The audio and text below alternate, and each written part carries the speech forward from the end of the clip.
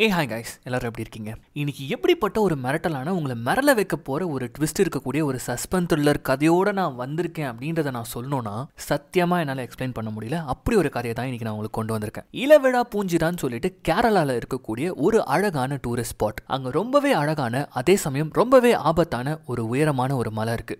அந்த மலையுடைய உச்சியில 2 பேர் இருக்கக்கூடிய போலீஸ் ஸ்டேஷன். இப்படி ஒரு இடத்தை சுத்தி இந்த படத்துடைய கதைக்களமானது நகர ஆரம்பிக்க அந்த ஒரு நாள் அந்த போலீஸ் ஸ்டேஷன் இருக்கக்கூடிய அந்த மலைப்பகுதியை சுத்தியும் அந்த மலைப்பகுதியை சுத்தி இருக்கக்கூடிய இடத்தை சுத்தியும் துண்டு துண்டா வெட்டப்பட்ட மனித உடல் பாகங்கள் கிடைக்க இப்படி ஒரு கொடூர சம்பவத்தை செஞ்ச அந்த கொலைகாரன் யார், அந்த கொலைக்கு பின்னாடி இருக்கக்கூடிய மர்மம் என்ன அப்படின்ற விஷயங்கள் எல்லாம் நம்ம கொஞ்சம் கூட எதிர்பார்க்காத இடங்கள்ல ட்விஸ்ட் அண்ட் டர்ன் ஆகவும், கிளைமேக்ஸ்ல நம்ம கொஞ்சம் கூட எதிர்பார்க்காத ஒரு ட்விஸ்டுடனும் நம்மள மிரள வச்ச ஒரு ஸ்லோ பர்னர் கதை தான் இளவிழா பூஞ்சிரா. டைரக்டர் வேற யாருமே கிடையாது. கொஞ்ச நாளைக்கு முன்னாடி நம்ம சேனல்ல ரெட்டன்னு ஒரு படத்துல வந்து ட்விஸ்ட்டை பார்த்து அப்படியே மிரண்டு போனோம் இல்லையா, அந்த படத்துடைய டைரக்டரே தான். அந்த படத்தை நீங்க இன்னும் பார்க்கலன்னா உங்களுக்கு மேல லிங்க் தரேன். ஆனா இப்போ welcome to Tamil voice over channel. நான் உங்கள் யாரோ ஆஜுன் யாரோ. இது வரைக்கும் இந்த சேனலை சப்ஸ்கிரைப் பண்ணாதவங்க சப்ஸ்கிரைப் பண்ணிக்கோங்க, மறக்காம பெல் ஐகானை ப்ரெஸ் பண்ணிக்கோங்க, ஃபாலோ பண்ணாதவங்க ஃபாலோ பண்ணிக்கோங்க. இப்போ இந்த தரமான கதைக்குள்ள போயிடலாம். இந்த படத்துடைய கதையானது ரொம்ப ரொம்ப உயரத்துல எங்க பார்த்தாலும் பச்சை பசேல்னு இருக்கக்கூடிய ஒரு மலை உச்சில இருந்து தான் ஆரம்பிக்குது. அங்க ஒரு நாய் ஏதோ ஒன்னத்தை மோப்பம் பிடிச்சிக்கிட்டு இப்படியும் அப்படியும் அலைஞ்சிட்டு இருக்க. இப்போ அங்க ஒரு கவரை கண்டுபிடிச்சு அந்த கவர் அப்படியே அது வாயால பிடிச்சி இழுக்க அதுக்குள்ள பார்த்தா ஒரு மனுஷனுடைய பாதம் அப்படியே கட் பண்ணப்பட்டு அந்த மலையில தூக்கி எறியப்பட்டிருக்கு. இப்போ இப்படி ஒரு காட்சியை காமிச்சு பின்னாடி ஒரு பயங்கரமான பேக்ரவுண்ட் மியூசிக்கோட இந்த படத்துடைய டைட்டில் போட இப்போ அப்படியே கட் பண்ணி இந்த மலாடி வாரத்தில் இருக்கக்கூடிய ஒரு பஸ் ஸ்டாப்பை தான் காட்டுறாங்க. அங்க இந்த இளவிழா பூஞ்சிராக்கு போகக்கூடிய ஒரு பஸ் நிக்க அங்க பேகும் கையுமா ஒருத்தர் வந்து அந்த பஸ்ல ஏறாரு இல்லையா, இவர் தான் இந்த படத்துடைய ஹீரோ மது. இவர் முதல்ல அந்த பஸ்ல நடு சீட்ல தான் உட்காந்துட்டு இருக்காரு. அப்ப பக்கத்துல ஒரு சீட்டு தள்ளி ஒரு பிரெக்னன்ட் லேடி வந்து உட்காரத பாக்குறாரு. அந்த லேடியை பார்த்தோன்னே இவருக்கு என்ன தோணுச்சுன்னு தெரியல, அப்படியே எழுந்து போயிட்டு பின்னாடி சீட்ல உட்காந்துக்கிறாரு. மது பாக்குறதுக்கு ரொம்பவே ரிசர்வ்டா இருக்காரு. சிரிச்சு கூட பேச மாட்டாரு. அவருக்குள்ள பல விஷயங்கள் ஓடிட்டு இருக்குன்றது மட்டும் நமக்கு தெரியுது. இப்போ ஒரு வழியா அந்த பஸ் அந்த இளவிழா பூஞ்சிராக்கு கிளம்ப போற வழியெல்லாம் அழகான இயற்கை காட்சியை நமக்கு காட்டுறாங்க. இப்படியே போன பஸ் ஒரு மலை அடிவாரத்துல நிக்க இந்த மலை அடிவாரம் வரைக்கும் தான் இந்த பஸ் எல்லாம். அதுக்கப்புறம் மலைக்கு மேல போனோம்னா ஜீப்பை யூஸ் பண்ணி தான் போய் ஆகணும். சோ நம்ம ஹீரோ இந்த இடத்துல இறங்கிக்கிறாரு. இந்த இடத்துல ஒரு மளிகை கடை இருக்கு. அங்க ஒரு சில தேவையான க்ரோசரிஸை இவர் போன்ல லிஸ்ட் வச்சிருக்காரு. அதை சொல்ல வாங்குறாரு. முக்கியமா வந்து பாத்தீங்கன்னா இந்த கறி மசாலா எல்லாம் வாங்குறாரு. சமையலுக்கான நிறைய இன்கிரீடியன்ட் வாங்குறாரு. இதெல்லாம் வாங்கிட்டு அங்க ஷேர் ஆட்டோ மாதிரி ஜீப் நின்னுட்டு இருக்குது. ஜீப்ல மட்டும் தான் மேல போக முடியும். இப்போ அப்படியே அந்த ஜீப்ல ஏறி உட்கார இப்போ இன்னுமே அந்த ஜீப் ஆனது பாத்தீங்கன்னா மேல போகுது. அப்படி உயர போக போக இந்த வண்டியில இருந்தவங்க எல்லாம் கொஞ்சம் கொஞ்சமா இறங்க கடைசியா ஒரு இடத்துல இந்த ஜீப் வந்து பாத்தீங்கன்னா நம்ம ஹீரோவை டிராப் பண்ணுது. அப்படி டிராப் பண்ணிட்டு அந்த ஜீப்புடைய டிரைவர் ஒரு விஷயத்த சொல்றாரு. சார், நாளைக்கு தண்ணி எடுத்துட்டு வந்துடுறேன் சார், அது வரைக்கும் கொஞ்சம் அட்ஜஸ்ட் பண்ணிக்கோங்க சார்னு சொல்லிட்டு சார்னு சொல்ற இந்த இடத்துல தான் நம்ம ஹீரோ ஒரு போலீஸ் ஆஃபீஸர்ன்ற ஒரு விஷயமே தெரிய வருது. ஆக்சுவலி நம்ம ஹீரோ மது ஒரு போலீஸ் ஆஃபீஸர். போலீஸ் ஆஃபீஸருக்கு இந்த காட்டுல என்ன வேலை அப்படின்ற ஒரு கேள்வி கேட்கும் போது தான் இந்த இளவிழா பூஞ்சிரா அப்படின்ற செழுமையான பகுதியில இருக்கக்கூடிய ஒரு உயரமான மலை தான் இது. இந்த மலையில வந்து பாத்தீங்கன்னா அடிக்கடி பயங்கரமா மழை பெய்யறது மட்டும் இல்லாம கண்ணா பின்னான்னு வந்து மின்னல் அடிக்கும். தொடர்ந்து இந்த இடத்துல மின்னல் தாக்கப்பட்டு நிறைய பேர் இறந்து போனதுனாலும் அது மட்டும் இல்லாம இந்த மலையுடைய உச்சில இந்த சிட்டி போலீஸ் டிபார்ட்மெண்ட்டுக்கு தேவையான இந்த வாக்கி டாக்கி எல்லாம் யூஸ் பண்ணுவாங்களே, கம்யூனிகேஷன் டவர், அதுவும் இருக்கிறதுனாலையும் இந்த மலை உச்சில ஒரு போலீஸ் ஸ்டேஷன் இருக்கு. இப்ப அந்த இடத்துக்கு டிராவல் பண்ணி தான் நம்ம ஹீரோ போயிட்டு இருக்காரு. ஆல்ரெடி மலை மேல வந்து இறக்கி விட்டு போயிருக்காங்க. இன்னும் காட்டு பகுதிக்குள்ள பூந்து இன்னுமே டீப்பா நம்ம ஹீரோ இப்ப உள்ள போக அப்போ ஒரு இடத்துல தண்ணி எல்லாம் போயிட்டு இருக்கு. அந்த இடத்துல காலை கழுவுறாரு. அப்படி காலை கழுவும் போது அந்த கரை ஓரமா இருக்கக்கூடிய செடிகள் முழுக்க ரத்தங்கள் படிஞ்சிருக்கிறத பாக்குறாரு. இதை பார்த்தோம் ஒரு நிமிஷம் ஒரு மாதிரி பயப்படுறாரு. காட்டு பகுதிக்குள்ள இந்த மாதிரி ரத்தங்கள் பாக்குறது சகஜம் தான். ஆனா இதை பார்த்துட்டு நம்ம ஹீரோ பயப்படுறாரு. இந்த இடத்துல ஒரு நிமிஷம் கூட இருக்க கூடாதுன்னு சொல்லிட்டு அந்த இடத்தை விட்டு முதல்ல கிளம்புறாரு. இப்படி ரொம்பவே சிரமப்பட்டு ஒரு வழியா அந்த மலை உச்சிக்கு வந்தடைகிறாரு. இந்த உச்சிக்கு மேலதான் அந்த போலீஸ் ஸ்டேஷன் இருக்கு. இன்னும் மேல ஏறி போனோம். ஆனா போறதுக்கு முன்னாடியே பாட்டிலும் கையுமா உட்காந்துட்டாரு. அங்கே ஒரு உட்காந்துட்டே இருக்கும்போது இன்னொரு போலீஸ் ஆஃபீஸர் வராரு. அவரை ரிலீவ் பண்றதுக்காக தான் நம்ம ஹீரோ வந்திருக்காரு போல இருக்குது. ஏன்னா இது ஒரு மலை உச்சில இருக்குது. இதை டிராவல் பண்ணி வரதுக்கே வந்து நாட்கள் ஆகும். அதனால 3 நாளைக்கு ஒரு தடவை தான் இங்க ஷிஃப்ட் சேஞ்ச் ஆகும். அப்படி ஷிஃப்ட் சேஞ்ச் பண்ணதுக்காக தான் இப்ப நம்ம ஹீரோ வந்திருக்காரு. அங்க போறவர் வந்து பாத்தீங்கன்னா அவரும் கொஞ்சம் வந்து உட்கார்ந்து குடிச்சிட்டு ஒரே நாய்ங்க தொல்லை, தூங்க கூட முடியல. அப்புறம் நீ என்ன ரிலீவ் பண்ணதுக்கு வந்துட்ட, ஆனா அந்த வெங்காயத்தை ரிலீவ் பண்றவன் வரவே இல்லை அப்படின்ற மாதிரி சொல்றாரு. என்னன்னு பார்த்தா அங்க ஆல்ரெடி ஸ்டேஷன்ல வெங்காயம் அப்படின்ற ஒரு பர்சன் இருக்காரு. அவரை ரிலீவ் பண்றதுக்கு இன்னொருத்தன் வரணும். அவன் இன்னும் வரல. ஆனா நம்ம ஹீரோ வந்துட்டாரு. தொல்லையா அந்த வெங்காயம் மீன் வாங்கி வந்து செஞ்சு சாப்பிடலான்னு. அவன் வரான்னு தெரியவே தெரியாது. அவன் வந்தா நம்மளால தான் பண்ண முடியாது. ஃப்ரிட்ஜ்ல தான் இருக்கு. அவன் போனதுக்கு அப்புறம் நீ வேணா பண்ணி சாப்பிடு அப்படின்ற மாதிரி இவர் சொல்றாரு. அதுக்கு காரணம் இந்த வெங்காயன்ற நபர் வந்து பாத்தீங்கன்னா ஒரு பிராமின். இப்போ அப்படியே கட் பண்ணி அவரை தான் காட்டுறாங்க. அங்க ஒரு பாறை இருக்கும் மலை உச்சியில, அங்க நின்று பேசினா மட்டும் தான் சிக்னல் கிடைக்கும். இப்போ அங்க அவர் நின்று பேசிட்டு இருக்க நம்ம ஹீரோ உள்ள போறாரு.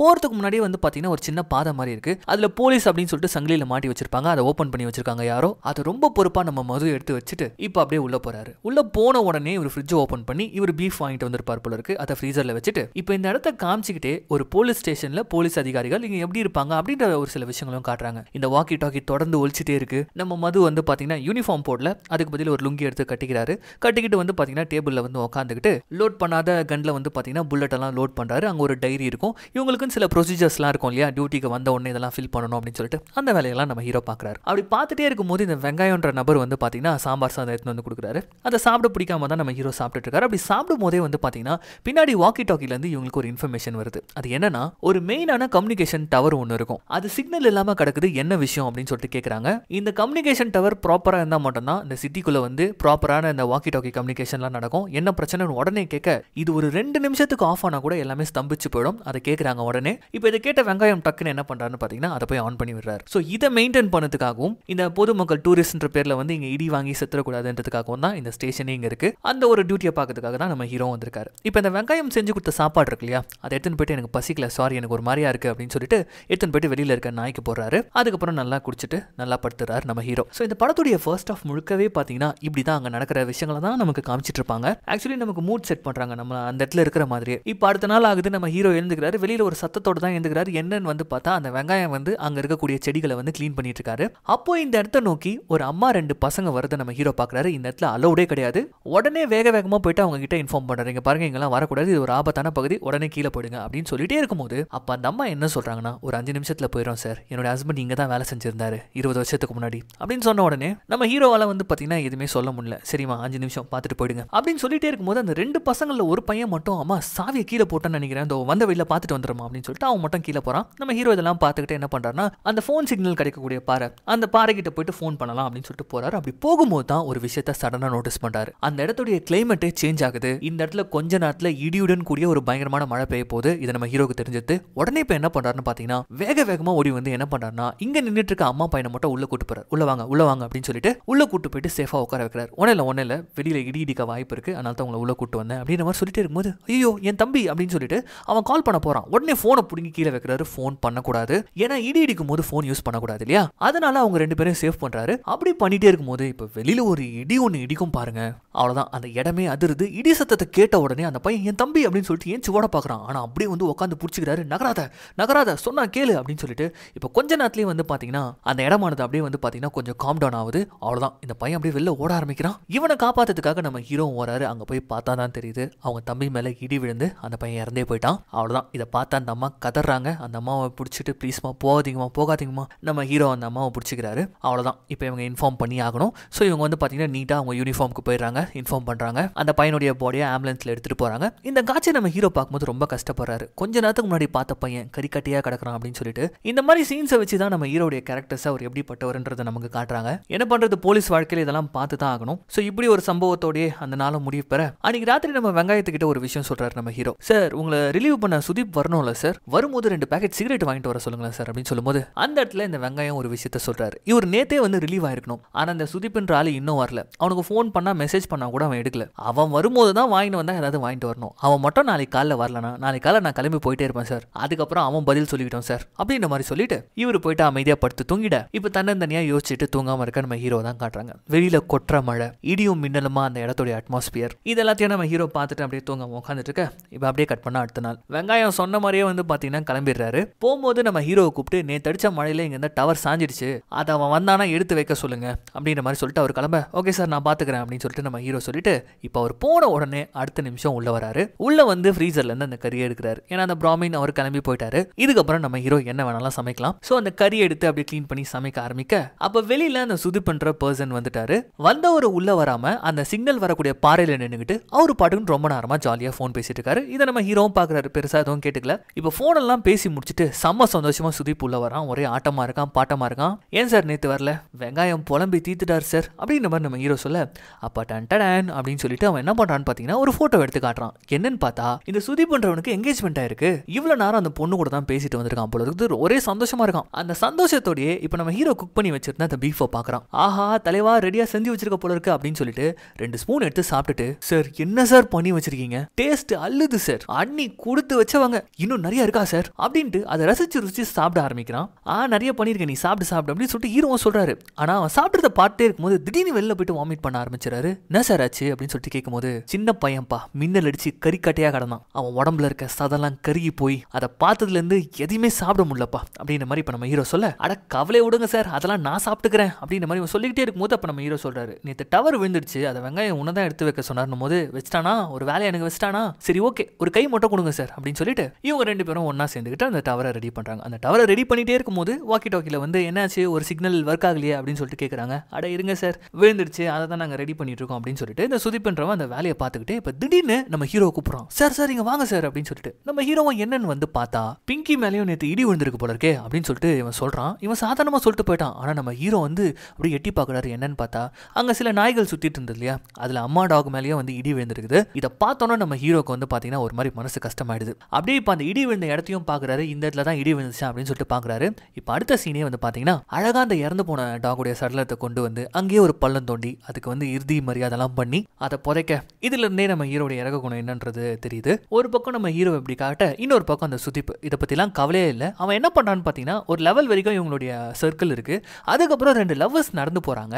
இவன் என்ன பண்றான்னு பாத்தீங்கன்னா அந்த போலீஸ்னு சொல்லிட்டு ஒரு பேரிகேட் மாதிரி போட்டிருப்பார்ல நம்ம ஹீரோ, அதை கழட்டி ஓரமா போடுறான். இவன் எதுக்காக இதை பண்றான்னு தெரியல. அப்படியே கட் பண்ணா அன்னைக்கு ராத்திரி இவன் ரொம்ப சந்தோஷமா இருக்கான். நல்லா குடிச்சிட்டு லுங்கி அப்படி கட்டிக்கிட்டு டான்ஸ் எல்லாம் ஆடிட்டு இருக்கான். ஏன்னா இவனுக்கு வந்து எங்கேஜ்மெண்ட் ஆயிடுச்சுல, அந்த சந்தோஷத்துல இவன் இந்த மாதிரிலாம் ஆடிட்டு இருக்கான் போல இருக்கு. அந்த இடத்துல அதெல்லாம் பார்த்துட்டு நம்ம ஹீரோ சிரிக்கிறார் தான். ஆனா அப்படியே அந்த இடத்த விட்டு எஞ்சி நடந்து வந்துடுறாரு. அப்படி நடக்கும்போதே அவருடைய முகத்துல ஒரு விதமான சோகம் இருக்கிறத நம்ம பார்க்கலாம். அதை பார்க்கும்போது நமக்கு இவருக்குள்ள ஏதோ ஒரு வலி இருக்கு போல இருக்குல்ல அப்படின்ற மாதிரி தான் தோண. இப்ப அப்படியே கட் பண்ணா நீங்க மதியானம் தான் சாப்பிட்டு இருக்காங்க. அப்படி சாப்பிடும்போது சார் பீஃப் எடுத்துக்கோங்க சார் அப்படின்னு சொல்லிட்டு இவன் சொல்றான். ஆனா நம்ம ஹீரோ வந்து இல்லப்பா வயிறு சரியில்லை, நான் வாழைப்பழமே சாப்பிட்டுக்கிறேன் அப்படின்ற மாதிரி ரொம்ப சோகமா சொல்ல, அட போங்க சார் வந்ததுல இருந்தே சோகமா இருக்கீங்க அப்படின்னு சொல்லிட்டு அவன் ஆள் கூட பேசுறதுக்கு வெளியில வந்துடுறான். எப்ப பார்த்தாலும் இப்படிதான் போன்லயே பேசிட்டு இருக்கான். இப்படியே அந்த பாறையில் நின்று அவன் பேசிட்டு இருக்கான். அப்படி பேசிட்டே இருக்கும்போது திடீர்னு ஏதோ ஒன்றத்தை பார்த்துக்கிட்டு வேகமா உள்ள போயிட்டு ஒரு பைனாகுலர் எடுத்துட்டு வர, இவன் எதுக்கு பைனாகுலர் இந்த நேரத்துல எடுத்துன்னு வெளில போறான் அப்படின்னு சொல்லிட்டு இப்ப நம்ம ஹீரோ வந்து பாக்குறாரு.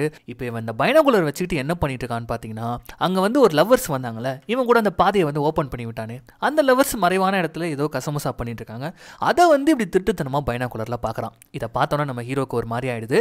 உடனே நம்ம ஹீரோ போயிட்டு என்ன பண்றாருன்னு பாத்தீங்கன்னா அந்த லவ்வர்ஸை வார்ன் பண்ணி அந்த இடத்த விட்டு விரட்டி விட, இங்க வரான் இவன். நான் சார் ஜாலியா இருந்தேன் கெட்டு விட்டீங்களே அப்படின்னு சொல்லும்போது, யோ உனக்கு தான் எங்கேஜ்மெண்ட் ஆயிடுச்சுல, கல்யாணம் ஆக போதில்ல, அப்புறம் என்ன இதெல்லாம் பார்த்துட்டு இருக்க, உன்னை யார் முதல்ல இந்த சங்கிலி எல்லாம் எடுத்து விட சொன்னது, ஒழுங்கா வேலையை மட்டும் பாருங்க சார் அப்படின்னு சொல்லிட்டு இப்ப நம்ம ஹீரோ டென்ஷன் ஆகி கத்த, சார் சும்மா விளையாட்டுக்கு பண்ண சார், இது எதுக்கு சார் டென்ஷன் ஆகுறீங்க அப்படின்னு சொல்லிட்டு இவனும் நம்ம ஹீரோவை காம் டவுன் பண்றான். அப்படி காம் டவுன் பண்ணிக்கிட்டே இருக்கும்போது இவங்க 2 பேருமே சேர்ந்து ஒரு விஷயத்தை நோட்டீஸ் பண்றாங்க. அது என்னன்னா, இங்க இருந்து மலையடிவாரம் தெரியும். அந்த மலையடிவாரத்துல இவங்க டிபார்ட்மெண்ட்டை சேர்ந்த வண்டி வந்துட்டு இருக்குது.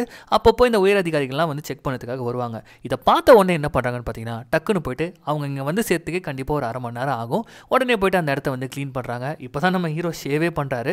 டக்குன்னு யூனிஃபார்ம்லாம் போட்டுக்கிட்டு ரெடியா இருக்க கொஞ்ச நேரத்திலேயே அந்த இடத்துக்கு ஜீப் வந்து சேருது. இன்ஸ்பெக்டர் வந்திருக்காரு போல இருக்கு. கூடவே வந்து பாத்தீங்கன்னா நம்ம ஹீரோ கிரேட்ல இருக்கக்கூடிய சில போலீஸ் ஆஃபீஸரும் வந்திருக்காங்க. நம்ம ஹீரோ வந்து இப்ப ரிசீவ் பண்ண, என்னையா எல்லாம் கரெக்டா போயிட்டு இருக்கா, ஆமா இங்க எங்க போன் சிக்னல் கிடைக்கும் அப்படின்னு சொல்லிட்டு இப்ப இன்ஸ்பெக்டர் கேட்க, நம்ம ஹீரோ என்ன சொல்றாருன்னா, அந்த பாறையில ஏறி நின்னீங்கன்னா சிக்னல் கிடைக்கும் சார் அப்படின்ற மாதிரி சொல்ல, அந்த இன்ஸ்பெக்டர் போன் பேசுறதுக்காக அங்க போக இவங்க எல்லாருக்கும் ஜூஸ் போட்டு கொடுக்கலாம்னு சொல்லிட்டு நம்ம ஹீரோ வந்து உள்ள போயிடுறாரு. ஆனா இந்த சுதிப் இருக்கான் இல்லையா, ஒரு லேடி போலீஸ் வந்திருக்காங்க. அவங்க கிட்ட வழி ஆரம்பிச்சிடான். மேடம் ஃபர்ஸ்ட் டைம் வரீங்களா, வாங்க மேடம் இந்த இடத்த சுத்தி காட்டுறேன் அப்படின்னு சொல்லிட்டு அவன் வேலையை காட்ட ஆரம்பிச்சிட, இங்க நம்ம ஹீரோ ஜூஸ் எல்லாம் போட்டு அந்த டிரைவருக்கு கொடுக்கலான்னு போகும்போது தான் அங்க இன்ஸ்பெக்டர் ரொம்ப ஆக்ரோஷமா பேசிட்டு இருக்கத பாக்குறாரு. அவ்வளோலாம் கொன்னு போடணும் அப்படின்னு சொல்லிட்டு ரொம்ப டென்ஷனா பேசிட்டு இருக்கிறத கேட்ட நம்ம ஹீரோ என்னாச்சு அப்படின்னு சொல்லிட்டு விசாரிக்கிறாரு.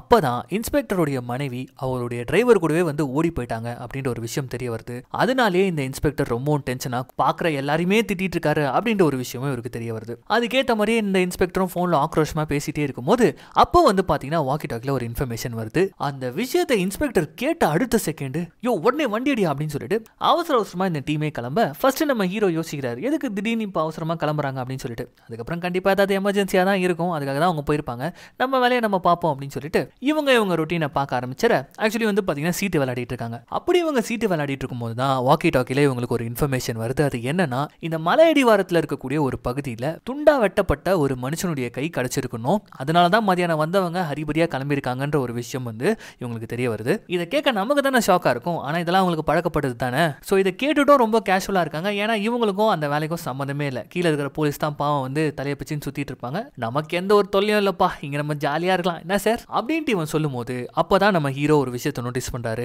அந்த இடத்துல வந்து பாத்தீங்கன்னா ஒரு சில பசங்க வந்து மேலே ஏறி போயிட்டு இருக்காங்க, ஏதோ vloggers மாதிரி தெரியுது, அவங்கள முதல்ல போய் விரட்டுங்க சார் அப்படின்ற மாதிரி வந்து நம்ம சுதீப் அனுப்பி வைக்கிறார். இந்த சுதீப் நேரா போயிட்டு அவங்கள விரட்ட ட்ரை பண்றாரு. ஆனா ஒரு யூனிஃபார்ம்ல இல்லாதனால அந்த பசங்க ஓவரா பேசுறானுங்க, ஓவரா பிரச்சனை பண்றானுங்க. அந்த இடத்துக்கு நம்ம ஹீரோ போவார் பாருங்க, கையில லட்டி எடுத்துக்கிட்டு ஒரு மிரட்டுவார் பாருங்க, அவ்வளவுதான் ஓடிடுவாங்க. நம்ம ஹீரோக்குள்ளயும் இவ்வளவு கோவலாம் இருக்கு அப்படின்ற மாதிரி தான் இந்த சீனை காட்டுவாங்க. சோ இப்படியாக மலை உச்சியில இதெல்லாம் நடந்துட்டு இருக்க இப்ப அப்படியே கட் பண்ணி மலாடி வாரத்துல காட்டுறாங்க. இங்க அனலா பறந்துட்டு இருக்குது, ஏன்னா அப்படி ஒரு இன்வெஸ்டிகேஷன் இங்க போயிட்டே இருக்கு. அந்த கை கண்டுபிடிக்கப்பட்ட ஸ்பாட்டுக்கு வந்து உயர் அதிகாரிகள்லாம் வராங்க. அங்க இருக்கக்கூடிய ஃபாரன்சிக்ஸ் ரிப்போர்ட்ஸ் என்ன சொல்லுது அப்படின்னு பாத்தீங்கன்னா, இங்க கண்டுபிடிக்கப்பட்ட இந்த துண்டு கையானது வந்து பாத்தீங்கன்னா 30 இருந்து 32 வயசு இருக்கக்கூடிய கண்டிப்பா ஒரு பொண்ணுடைய கையா தான் இருக்கணும்.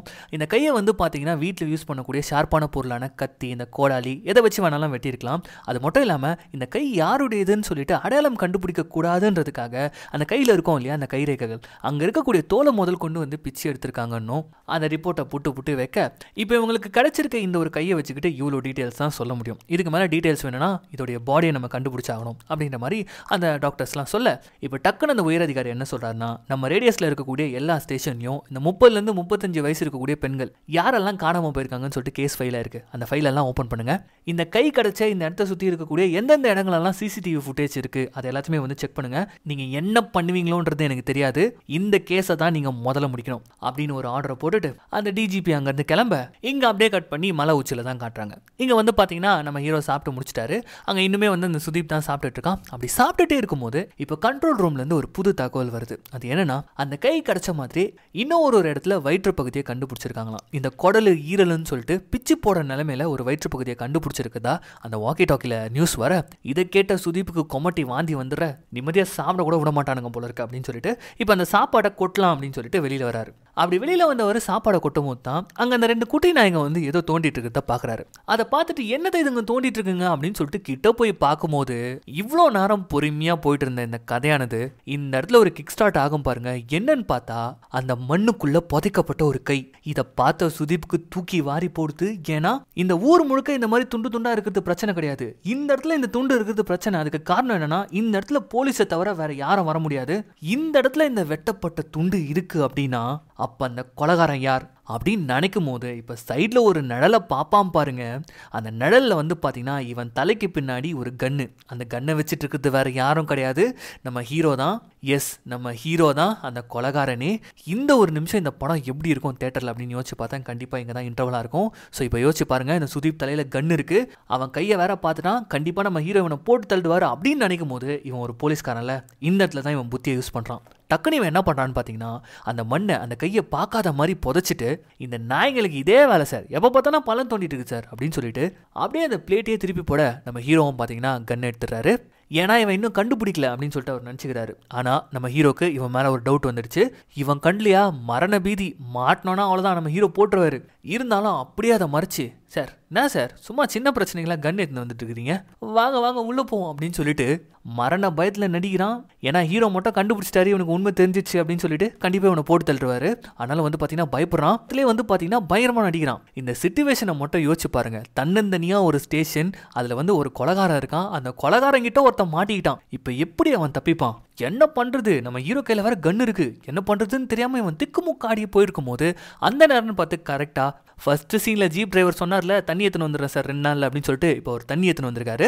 அப்பாடா ஒருத்தன் வந்துட்டான்டா. ஆனா இவன் வந்து என்ன பிரச்சனை, 2 புல்லட் 2 பேருக்கு இறக்கிட்டு அவர் போயிட்டே இருப்பாரு. ஆனா இப்போ ஒரு தண்ணி ரோப்புற கேப்ல ஏதாவது ஒன்று நம்ம திங்க் பண்ணிடலாம்டா அப்படின்னு சொல்லிட்டு இவன் யோசிக்கிறான். சார் வயிறு கலகுது, கொஞ்சம் பாத்ரூம் போயிட்டு வந்துடுறேன் அப்படின்ற மாதிரி சொல்லிட்டு ஓடுறான் குடுன்னு பாத்ரூமுக்கு. இவன் பயம் படம் பார்க்குற நமக்கு ஃபீல் ஆகும். நேராக பாத்ரூம்ல போயிட்டு டாப்பில் போட்டுக்கிட்டு இப்படி எட்டி பார்க்குறான், அப்படி எட்டி பார்க்குறான். இங்க வேற ஃபோனும் சிக்னல் கிடைக்காது, அந்த பாறை கிட்ட தான் போய் ஆகணும். இங்கேருந்து குறி வச்சே பாறை கிட்ட சுடலாமே, இதுல ஃபோன் வேற சுவிச் ஆஃப் ஆயிருக்கு. என்ன பண்றது ஏது பண்றதுன்னு தெரியாம அப்படியே பயத்துல பாத்ரூம்குள்ளேயே உட்காந்துட்டே இருக்கும்போது இப்ப டப் டப் டப்னு கதவு தட்டுற சவுண்டு. இவன் பயந்துறான். சார் பாத்ரூம் போறேன் சார் அது கூடவா சார் விட மாட்டீங்க அப்படின்னு சொல்லிட்டு சொல்லும்போது மறுபடியும் டப் டப் டப்னு தட்டுறாரு.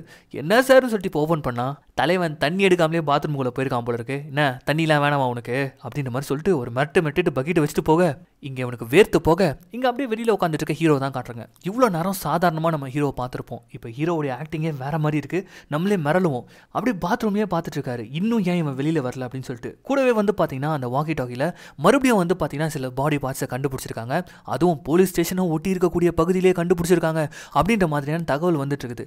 அதையும் கேட்டுக்கிட்டே வந்து பார்த்தீங்கன்னா அப்படியே ஒரு மாதிரி முறைச்சு பார்த்துட்டே இருக்காரு.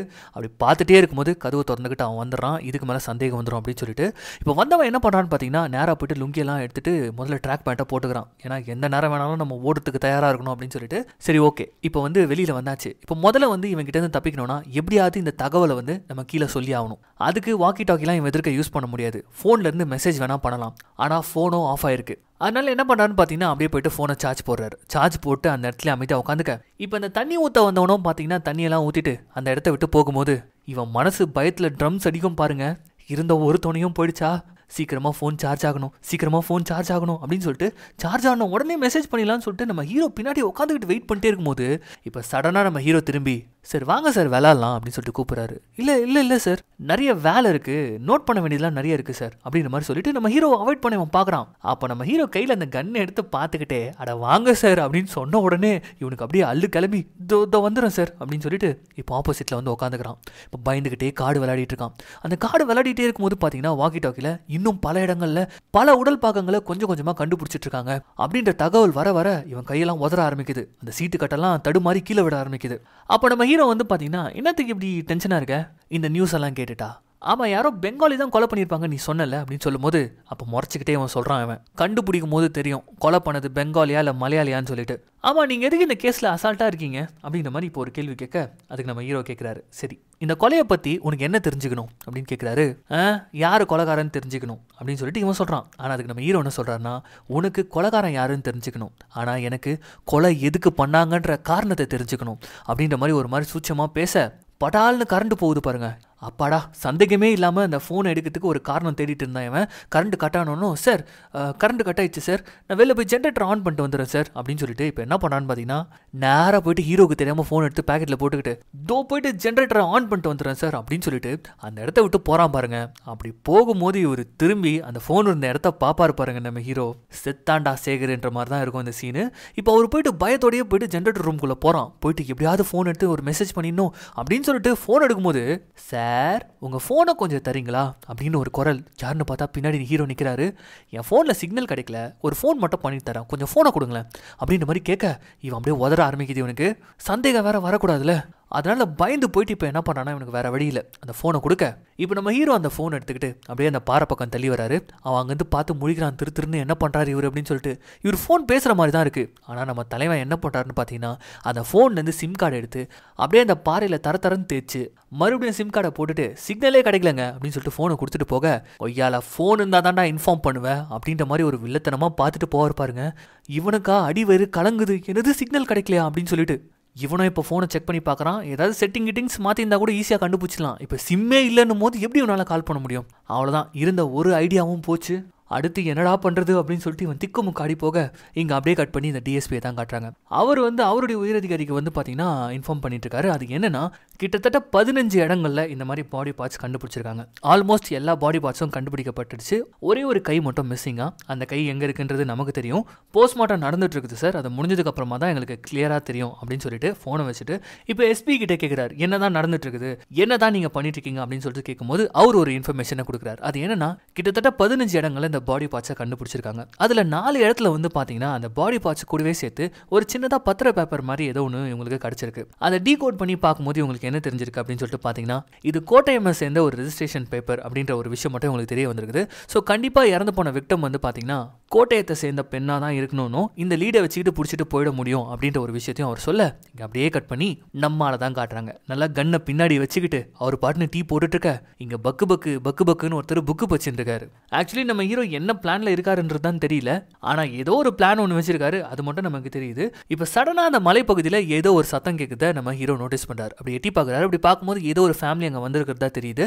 இவன் அனுப்ப முடியாது அந்த ஃபேமிலி கிட்ட, ஏன்னா அந்த ஃபேமிலி கிட்ட போயிட்டு உண்மையை சொல்லி இவன் எஸ்கேப் ஆகிறதுக்கு நிறைய பாசிபிள் இருக்கு. அதனால இந்த சுதீப் கிட்டே இப்போ இவர் எதுவுமே சொல்லல. நேராக போயிட்டு என்ன பண்றாருன்னா இவருடைய போனை சார்ஜ் போடுற மாதிரி போறாரு. ஆனா இவர் போனை இவர் உடச்சு வச்சிருக்காரு. அந்த போன் ஆனே ஆகாது. சும்மா சார்ஜ் போடுற மாதிரி பாவலா மட்டும் காட்டுறாரு. இதை வந்து சுதீப் பார்க்குறான். ஆஹா, சார்ஜ் போடுறாரு, கண்டிப்பா எங்கேயோ போவார் போல இருக்கு. அப்படி போன உடனே போன் எடுத்து நம்ம மெசேஜ் அனுப்பிடணும் அப்படின்ற மாதிரி அந்த போனையே பார்த்துட்டே இருக்கும்போது நம்ம ஹீரோ என்ன பண்றாருன்னு பார்த்தீங்கன்னா அந்த ஃபேமிலியை வரட்டுறதுக்காக அப்படி வெளியில வராரு. அப்படி வெளியில வரும்போது இவன் டக்குன்னு என்ன பண்றான்னு பார்த்தீங்கன்னா ஓடி போயிட்டு அந்த போனை ஆன் பண்ணி பார்க்கறான். ஆனா அந்த போனும் ஆன் ஆகல. இப்போ பயங்கரமா பதட்டப்படுறான். கண்டிப்பா ஹீரோக்கு உண்மை தெரிஞ்சிருக்கும்னு சொல்லிட்டு சரி இதுக்கு மேல நம்ம ஒரு நிமிஷம் கூட வெயிட் பண்ணக்கூடாது, நம்ம தப்பிக்கிறது தான் பார்க்கணும் அப்படின்னு சொல்லி டக்குன்னு என்ன பண்றான்னு பார்த்தீங்கன்னா அந்த ரேடியோ டிவைஸ் இருக்கும் தெரியுமா, அதுல வந்து வெறும் ரிசீவரை மட்டும் எடுத்து வச்சுக்கிட்டு சார் இங்க தான் சார் அந்த கொலகாரா இருக்கான், இங்க தான் அந்த கொலகாரா இருக்கான் அப்படின்னு சொல்லிட்டு சொல்லும் போது ஆப்போசிட்ல இருந்து இப்போ ஒரு ரிப்ளை வருது பாருங்க. சுத்தமா சம்பந்தமே இல்லாத ஒரு ரிப்ளை வருது. இதை கேட்ட இவனுக்கு ஒண்ணுமே புரியல.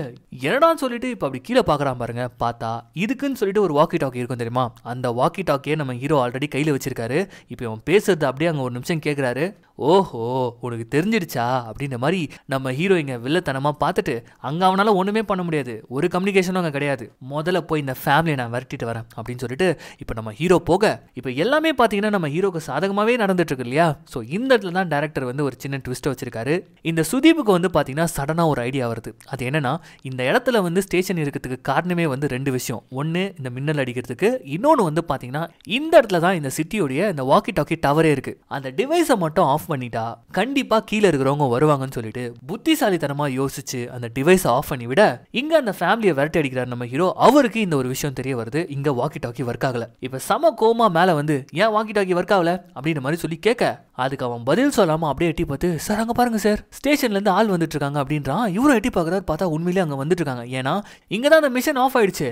சார் இன்ஸ்பெக்டர் வராரு, நான் போய்ட்டு யூனிஃபார்ம் போட்டுட்டு வந்துடுறேன் சார் அப்படின்னு சொல்லிட்டு நைஸா இவர்கிட்ட இருந்து எஸ்கேப் ஆகி அவன் உள்ள போக இங்க அப்படியே கட் பண்ணி கீழே வந்துட்டு இருக்கக்கூடிய இந்த இன்ஸ்பெக்டர் டீமை தான் காட்டுறாங்க. அவங்க வந்து மேலே கம்யூனிகேஷன் கட் ஆயிடுச்சு, அதை செக் பண்ணதுக்காக இவங்க போயிட்டு இருக்காங்க. இவங்க மட்டும் போனாங்கன்னு வச்சுக்கோங்களேன், அவ்வளோதான், அவன் எல்லாத்தையும் வளரிடுவான், நம்ம ஹீரோவை மாட்டிப்பாரு. ஸோ ஒரு பக்கம் இந்த வண்டி மேல் நோக்கி போயிட்டு இருக்க அங்கே மேலே காட்டுறாங்க. அங்கே இவர் நேரம் உள்ள வந்து பார்க்குறாரு. உள்ள வந்து பார்த்தா அந்த ரேடியோ ஆஃப் ஆயிருக்கு. இதை பார்த்த உடனே திரும்பி ஏய் இதை நீயா பண்ண அப்படின்னு சொல்லிட்டு ஒரு கேள்வி கேட்குறாரு. அதை பார்த்தாவன் இப்போ அப்படியே மிரள ஆரம்பிக்கிறான். இப்போ அப்படியே வில்லத்தனமா திரும்பி அந்த ரேடியோ ஆன் பண்ணிட்டு அப்படியே திரும்பி உன்னை பாப்பாரு பாருங்க. அங்கே அப்படியே கட் பண்ணி கீழே வந்துட்டு இருக்க வண்டியை தான் காட்டுறாங்க. இப்போ கம்யூனிகேஷன் வந்து ரீஸ்டோர் ஆயிடுச்சு. ஸோ எல்லாமே ஒர்க் ஆக ஆரம்பிச்சிருச்சு. இவங்க வந்து மறுபடியும் போயிடுவாங்க அப்படின்னு நினைக்கும் போது தான் இங்கே தான் ட்விஸ்ட். இன்ஸ்பெக்டர் என்ன சொல்றாருன்னா பரவாயில்ல இவ்வளோ தூரம் வந்துட்டோம்ல, அங்கே ஒரு எட்டு பார்த்துட்டே போயிடலாம் அப்படின்னு சொல்லிட்டு இவங்க பின் வாங்காம மேல் நோக்கி வர இந்த படத்தை பார்த்துட்டு இருக்க நமக்கு தான் டென்ஷன் ஆகும். ஐயோ இப்போ என்ன ஆக போதும்னு சொல்லிட்டு அப்படி நம்ம டென்ஷனாக இப்போ பார்த்துட்டு இருக்கும்போது கரெக்டாக இப்போ மேலே வந்து ஜீப் வந்து நிற்குமா. இந்த இன்ஸ்பெக்டர் செம்ம வேகமாக வந்து உள்ள டேபிள் உட்கார யோ ஏதாவது குடிக்கிறதுக்கு கூடியா அப்படின்னு சொல்லிட்டு கேட்குறாரு. நான் காஃபி போட்டு தரேன் சார் அப்படின்னு சொல்லிட்டு நம்ம ஹீரோவும் காஃபி போட போறாரு. எஸ் இந்த இடத்துல நம்ம ஹீரோ மட்டும் தான் இருக்காரு. அப்படி காஃபி போட போகும்போது அந்த இடத்துல மீதி இருக்க அந்த போலீஸ் ஆஃபீஸர் அந்த ஓரமாக போகலான்னு பார்க்குறாங்க. மலை வரமா மேடம் அங்கே போகாதீங்க, மழை வர மாதிரி இருக்குது, இடி இடிக்கிற மாதிரி இருக்குது, உள்ள வாங்க அப்படின்னு சொல்லிட்டு நம்ம ஹீரோ கூப்பிட்றாரு. அவங்க 3 பேரும் உள்ள வந்துடுறாங்க. இப்போ இந்த லேடி போலீஸ் வந்து பாத்ரூம் போகிறாங்க. இவர் கை காட்டுறாரு, உள்ள பாத்ரூம் இருக்குது மேடம் நீங்கள் போய்க்கோங்க அப்படின்னு சொல்லிட்டு. அப்போ தான் அவர் கேட்குறாரு இன்ஸ்பெக்டர் எங்கேயா இன்னொருத்தர் தானே எங்கே அவன் அப்படின்னு சொல்லிட்டு கேட்கும்போது சார் அவர் குளிக்க போயிருக்காரு சார், அங்கே ஒரு நதி இருக்குல்ல அங்கே போயிட்டு குளிச்சுட்டு வந்துடுறேன்னு போயிருக்காரு சார் போது சரி சரி ஏதாவது போட்டு கொடு, கீழே போனாலே நசன்றானுங்க, அதான் கொஞ்ச நேரம் இங்கே உட்காந்துட்டு போகலான்னு வந்திருக்கேன் அப்படின்ட்டு. இப்போ இவர் என்ன பண்ணுறாருன்னு பார்த்தீங்கன்னா அவருக்கு உச்சா வருதுன்னு சொல்லிட்டு அந்த மலை ஓரமாக போகும்போது அப்போ சடனாக நம்ம ஹீரோ நிறுத்துவார் பாருங்க. சார் அந்த பக்கம் போகாதீங்க, காலையில் தான் அங்கே ஒரு பாம்பு பார்த்தேன் அப்படின்ற மாதிரி சொல்ல நல்ல வேலையா சொன்னேன், சரி இந்த பக்கம் போட்டோமா அப்படின்னு சொல்லிட்டு வேற ஒரு பக்கமாக அவர் போக இப்போ தான் இந்த இடத்துல காட்டுறாங்க எதுக்காக நம்ம ஹீரோ வந்து மற்றவங்களையும் இன்ஸ்பெக்டரும் இந்த பக்கம் விடலன்னு சொல்லிட்டு நம்ம சுதீப்பை செதுக்கி இங்கே படுக்க வச்சிருக்காரு. வாயெல்லாம் கட்டு போட்டு தான் இந்த இடத்துல படுக்க வச்சிருக்காரு போல இருக்கு. அதனால தான் இவர் யாருமே அந்த பக்கத்துலேயே போக விடல. இப்போ அப்படியே கட் பண்ணி உள்ள தான் காட்டுறாங்க. வாக்கி டாக்கியில் இன்னொரு தகவல் வந்திருக்கு. அது என்னன்னா இந்த துண்டு துண்டாக கண்டுபிடிச்சாங்களா பொண்ணு, அந்த பொண்ணுடைய செல்ஃபோன் வந்து பார்த்தீங்கன்னா இன்னொரு இடத்துல கண்டுபிடிச்சிருக்குதா தகவல் வர ஒரு முக்கியமான எவிடன்ஸ் கிடச்சிருக்குது. அவ்வளோதான், வந்த எல்லாருமே தெரிச்சு ஓடுறாங்க. எடி அடி சீக்கிரமா வண்டி அடி அப்படின்னு சொல்லிட்டு இங்கேருந்து அவங்க கிளம்ப அப்படியே நம்ம ஹீரோ பார்க்குறாரு. இப்போ நம்ம ஹீரோக்கு எந்த ஒரு தடையுமே இல்லை.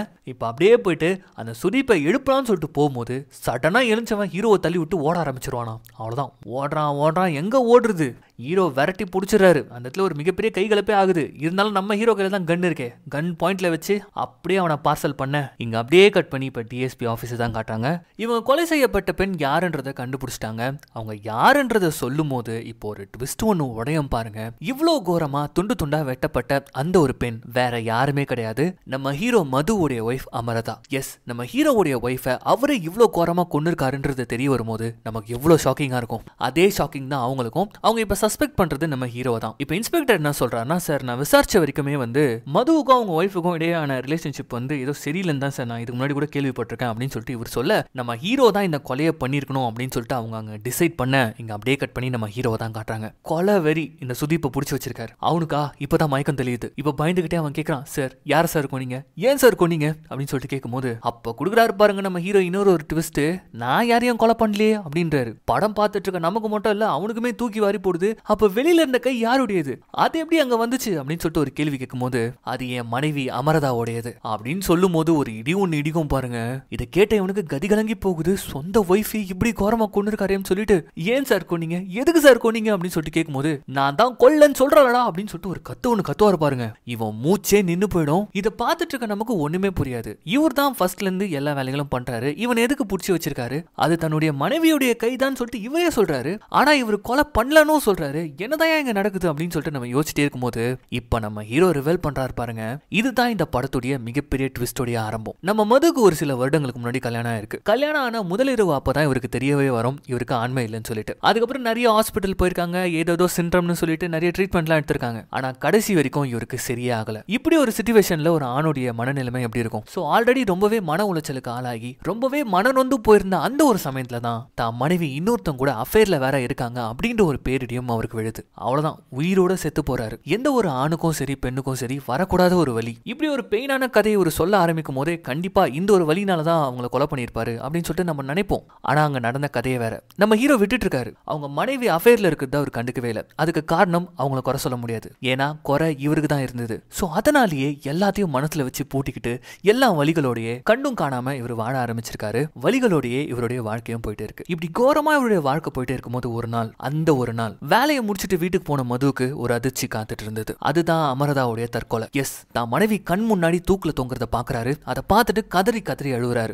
என்னதான் தான் மனைவி தப்பான உறவுலயே இருந்தாலும் இவருக்கு இருந்த குறையினால அதெல்லாம் கண்ட்ரோல் பண்ணிக்கிட்டு இவங்க கூட வாழ்ந்தா போதும் தான் இவர் வாழ்க்கையில இருந்திருக்காரு. ஆனா இப்படி இவங்க தற்கொலை பண்ணிக்கிட்டதை இவரால் ஏத்துக்கொள்ளவே முடியல. அப்பதான் அவங்களுடைய டைரி இவருக்கு கண்ணுக்கு படுது. அதை ஓபன் பண்ணி படிக்கிறாரு. அதுல இவங்களுடைய தற்கொலைக்கான காரணமும் இருக்கு. அது என்னன்னு பாத்தீங்கன்னா, இவங்களுக்கு இருந்த அஃபேர்ல இவங்க பிரெக்னன்ட் ஆயிருக்காங்க 4 மாசம் பிரெக்னன்ட்னா கண்டிப்பா நம்ம ஹீரோ கிட்ட இருந்து அதை மறைக்கவே முடியாது. அதனாலதான் தான் சூசைட் பண்ணிக்கிட்டு இறந்து போறதாக எழுதி வச்சிருக்காங்க. இதை பார்த்தோன்னா நம்ம ஹீரோக்கு இன்னும் வலிக்குது. கதறி கதறி அழுகுறாரு. இதுல கூடவே அவங்களுடைய மொபைல், அந்த அஃபேர்ல இருந்தவங்க கூட இருந்த சாட் எல்லாம் எடுத்து படிக்க இப்ப நம்ம ஹீரோக்கு ஒரு பயங்கரமான கோவம் வருது. பொறுமையை இழக்க ஆரம்பிக்கிறாரு. இத்தனை நாளா அடக்கி வச்சிருந்த கோவம் எல்லாம் இப்ப வெளியில வருது. இப்பதான் அந்த பணத்தை அப்படியே இறக்கி துண்டு துண்டா வெட்டியிருக்காரு.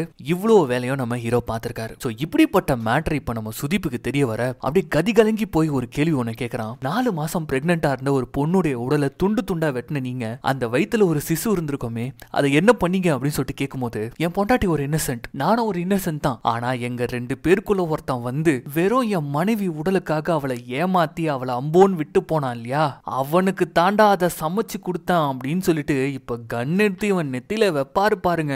இந்த சீனை தியேட்டர்ல பார்க்கும்போது யோசிச்சு பாருங்க. அந்த பேக்ரவுண்ட் மியூசிக்கும் இதை கேட்டு அந்த சுதீப் வாமிட் பண்றதுக்கும், எஸ் அந்த கல்பிரேட் வேற யாருமே கிடையாது, இந்த சுதீப் தான். 3 நாளா டேஸ்டா இருக்குன்னு இவன் சாப்பிட்டது பீஃப் கிடையாது, இவன் செஞ்ச பாவம். இதுதான் படத்துல பங்கமான ட்விஸ்ட். இவன் தான் அஃபேர்ல இருந்திருப்பான். இதெல்லாம் அவங்க சாட்ஸ் எடுத்து படிக்கும் போது தான் நம்ம ஹீரோக்கே தெரிய வந்திருக்கும். இதுக்கப்புறம் தான் நம்ம ஹீரோ ஸ்கெட்சே போட்டிருப்பாரு. இப்படி ஒரு மேட்டர் இங்க ட்விஸ்டா ரிவீல் ஆக நம்ம ஹீரோ என்னென்னலாம் ஸ்கெட்ச் போட்டிருக்காருன்றது இப்ப அங்க ரிவீல் ஆகுது பாருங்க. இப்ப அப்படியே கட் பண்ணி அந்த டிஎஸ்பி கிட்ட தான் அவங்க பேசிட்டு இருக்கும் போது, இவ்வளவு நேரமா இங்க ஹீரோ தான் கொலை பண்ணிருப்பாரு அப்படின்ற ஒரு கன்க்ளூஷனுக்கு இவங்க வந்துட்டாங்கல்ல. ஆனா அந்த சமயத்துல கரெக்டா ஒரு கான்ஸ்டபிள் போன் எடுத்துட்டு வராரு. சைபர் கிரைம்ல அந்த பொண்ணுடைய போனை செக் பண்ணி பார்த்ததுல அந்த பொண்ணு இந்த சுதீப் கூட அஃபேர்ல இருந்தது அவங்களுக்கும் தெரிய வருது. அது மட்டும் இல்லாம அந்த பெண்ணுடைய உறுப்புகள் போடப்பட்ட எல்லா இடத்துலயும் இந்த சுதீப்புடைய போன் சிக்னல்ஸும் இருக்கு. புரியுதா நம்ம ஹீரோ என்ன பண்ணிருக்கான்னு சொல்லிட்டு. ஏன்னா இப்படி ஒரு கோரத்துக்கு முழுக்க ரீசன் இந்த சுதீப் தான். தண்டனை அவனுக்கு தான் கிடைக்கணும், அதனால இப்படி ஃப்ரேம் பண்ணிருக்காரு. இப்ப இந்த விஷயங்கள்லாம் பாத்தீங்கன்னா சுதீப்புக்கு ஆப்போசிட்டா அமையுது. அவ்வளவுதான், கீழே கொழுந்து விட்டு இந்த நியூஸ் பரவுது. சுதீப் அரெஸ்ட் பண்ணதுக்காக இந்த இன்ஸ்பெக்டர் குழு பாத்தீங்கன்னா மலையை நோக்கி வந்துட்டு இருக்காங்க. ஆனா அங்க வந்தாதான் இந்த சுதீப் எல்லாம் உண்மையை சொல்லிடுவானே அப்படின்னு நம்ம நினைக்கும் போது தான் அங்கேயும் நம்ம ஹீரோ ஒரு ட்விஸ்ட் வச்சிருக்காரு. அந்த இடத்துல நாய் ஒண்ணு மின்னல் அடிச்சு அடிச்சு இறந்து போயிருக்கும். அப்பவே அந்த இடத்த ஒரு மாதிரி நோட்டீஸ் பண்ணுவாரு. அந்த இடத்துல தான் இப்ப இந்த சுதீப்பை கட்டி போட்டு வச்சிருக்காரு. சம மழை, எப்ப வேணாலும் இடி இடிக்கலாம். இவன் கதறான், என்ன விட்டுருங்க என்ன விட்டுருங்கன்னு சொல்லிட்டு இவன் அழ ஆரம்பிக்கும் போது, கூடவே இருந்தியடா, என்னை பத்தி கொஞ்சம் கூட யோசிக்கல அப்படின்னு சொல்லிட்டு ஒரு கேள்வி ஒண்ணு கேக்குறாரு பாருங்க.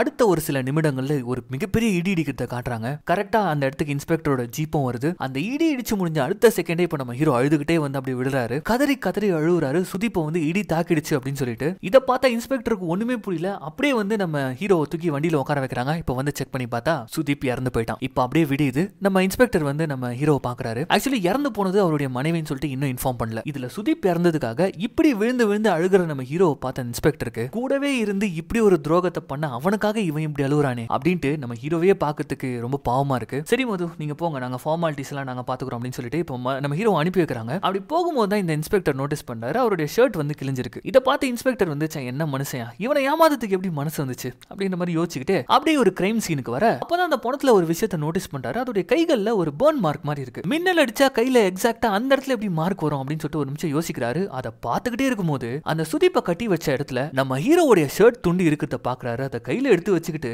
இப்ப அப்படியே திரும்ப இன்ஸ்பெக்டர் கால்குலேட் பண்றாரு பாருங்க. நடந்த எல்லா விஷயத்தையும் அப்படியே கெஸ் பண்றாரு. இந்த சீனே பயங்கரமா இருக்கும். நம்ம ஹீரோ அந்த இடத்தை விட்டு நடந்து போயிட்டு இருக்காரு. அவருக்கு பின்னாடி இந்த இன்ஸ்பெக்டர் நடந்துகிட்டு இது எல்லாத்தையும் கால்குலேட் பண்றாரு. இன்ச் பை இன்ச்சா நம்ம ஹீரோ என்னென்னலாம் பண்ணிருப்பாரு அப்படின்றத மைண்ட்லயே கால்குலேட் பண்ணிட்டே இருக்கும்போது இப்ப டிஎஸ்பி கிட்ட இருந்து கால் வருது பாருங்க. இவர் ஒரு நிமிஷம் அப்படியே நம்ம ஹீரோவை பார்த்து யோசிச்சுட்டு என்ன யோசிச்சாருன்னு தெரியல. எந்த ஒரு உண்மையுமே சொல்லாம கல்பிரேட் இடி தாங்கி இறந்துட்டான் சார், கேஸ் க்ளோஸ் சார் அப்படின்ற மாதிரி சொல்ல நம்ம ஹீரோ அப்படியே அந்த மலையை விட்டு இறங்க இந்த படமும் முடியுது. இந்த இன்ஸ்பெக்டர் எதுக்கு உண்மையை மறைக்கணும் அப்படின்னு சொல்லிட்டு உங்களுக்கு தோணுச்சுன்னா, ஒரு மனைவி ஏமாத்துற வழி என்னன்றது இந்த இன்ஸ்பெக்டருக்கு தெரியும். அதனாலதான் எந்த ஒரு உண்மையும் வெளில சொல்லாம மறைச்சிருக்காரு. இப்படியே இந்த படமும் முடியுது. சோ எப்படி இருந்தது இந்த கதை? நீங்க நல்லா கவனிச்சிருந்தீங்கன்னா நான் சொன்ன ஒவ்வொரு சீனுமே வந்து ஏதோ அன்வான்டட் சீன் மாதிரியே இருந்திருக்கும். ஆனா நான் சொன்ன ஒவ்வொரு விஷயமும் கிளைமேக்ஸ்ல கனெக்ட் ஆயிருக்கும். உதாரணத்துக்கு அவர் இறங்கி கறி மசாலா வாங்குவாரு. அது எதுக்குன்னு சொல்லிட்டு இந்த கிளைமேக்ஸ்ல உங்களுக்கு நல்லாவே புரிஞ்சிருக்கும். சோ இந்த படம் உங்களுக்கு பிடிச்சிருந்ததா, என் நரேஷன் எப்படி இருந்தது, இது எல்லாத்தையும் கமெண்ட்ல சொல்லுங்க. அது மட்டும் இல்லாம இதே மாதிரியான சூப்பரான படங்கள் இன்னும் நிறையவே லைன் அப்ல இருக்கு. அது எல்லாத்தையுமே பார்க்கறதுக்கு